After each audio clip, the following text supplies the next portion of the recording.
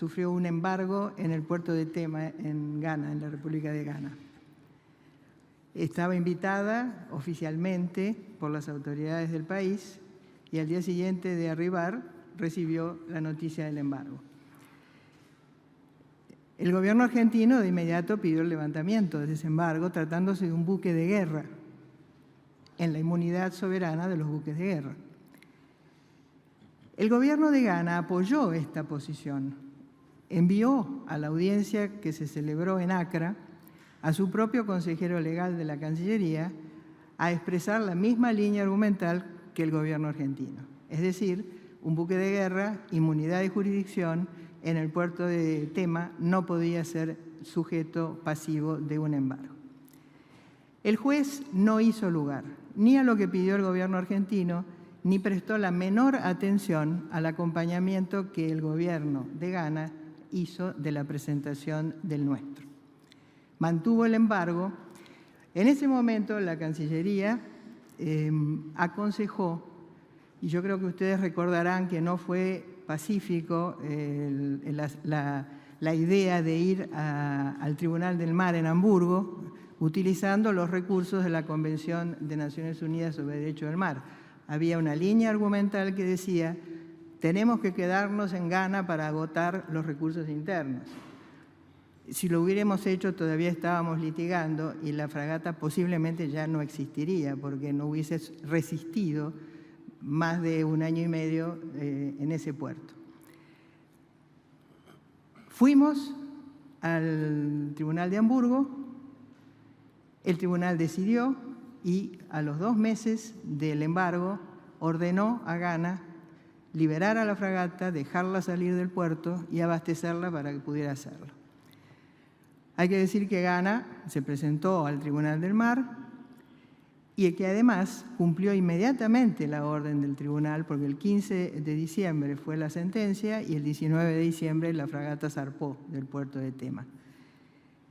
Inmediatamente después, las autoridades de Ghana fueron con ese fallo de Hamburgo, donde se reconocía la inmunidad de jurisdicción de los buques de guerra, que la fragata tenía esa característica y que la actuación del juez de primera instancia comercial había sido ilegítima, fue con esa decisión a su propia Corte Suprema.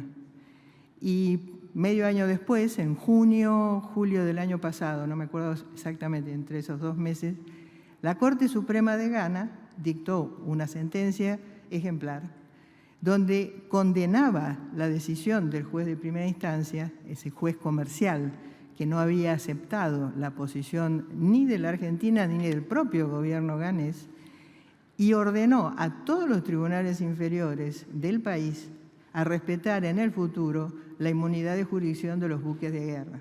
Todo el proceso en Ghana se desencadenó por la intención de este mismo fondo buitre NML de ejecutar una de las sentencias del juez Griesa dictada en Nueva York.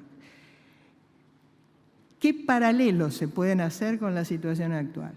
Estamos también ante decisiones judiciales de un juez de primera instancia que perjudican gravemente la posibilidad de la Argentina de continuar con la reestructuración de su deuda comenzada en el año 2005. Afecta sensiblemente las decisiones del juez Griesa, afectan sensiblemente esta reestructuración. Lo viene haciendo, no de ahora, no fue en el mes de junio del año 2014 que comenzó esta historia. La primera vez que el juez Griesa comienza a tejer, digamos, la situación en la que estamos hoy, se produjo en el año 2004.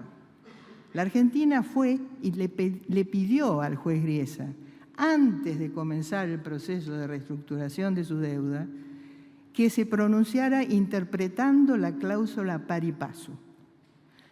NML, ya había un juicio NML contra Argentina por el cobro de estos bonos que habían entrado en default en el año 2001/2002, NML se opone y le dice al juez, no es oportuno que usted ahora interprete esta cláusula. La Argentina apuntaba justamente a evitar en un futuro sorpresas desagradables respecto de la interpretación que pudiera darle un juez de primera instancia a esta cláusula. Pero finalmente el juez decidió no hacerlo. Dijo que no era oportuno y siguió adelante con el juicio tal como estaba. Argentina comenzó a reestructurar su deuda en el 2005, la continuó en el 2010 y 8 años después, en el año 2012, el juez Griesa decidió pronunciarse a pedido de NML sobre esta interpretación de la cláusula pari passu, sobre la cual el propio gobierno de Estados Unidos ha considerado, en términos peyorativos, que es perjudicial. No, es decir, que no es correcta, pero al mismo tiempo es perjudicial para sus propias políticas, como surge del párrafo que nos leyó el canciller hace unos minutos. Es decir, 8 años más tarde, produce aquello que la Argentina le había pedido para poder orientarse en la reestructuración de su deuda. Evidentemente, la pretensión de interferir en este proceso soberano de la Argentina ya estaba presente en el juez Griesa desde hace muchos años. Llegamos entonces a la situación actual. ¿Qué es lo que Estados Unidos dice frente al reclamo de la Argentina de que las decisiones judiciales de su Poder Judicial perjudican, afectan, violan la inmunidad de jurisdicción de la Argentina en temas que no están sometidos a la justicia americana, temas que no son competencia ni del juez Griesa ni de la Cámara, e incluso también de la Corte Suprema, aunque la Corte Suprema declinó pronunciarse sobre este tema, como ustedes saben, a mediados de junio. ¿Qué dice Estados Unidos frente a esto? Esto es el Poder Judicial, división de poderes, es decir, la misma línea argumental que nos había planteado el gobierno de Ghana en su momento. Estado de Derecho, yo no puedo interferir en lo que decide la justicia de mi país. Lo dijo en la OEA, cuando en debate en el que asistió el canciller a exponer la posición argentina y el ministro de Economía, se pronunció diciendo, no puedo hacer nada porque es el Poder Judicial de mi país. Bien, resulta que los estados son responsables de las decisiones de su Poder Judicial.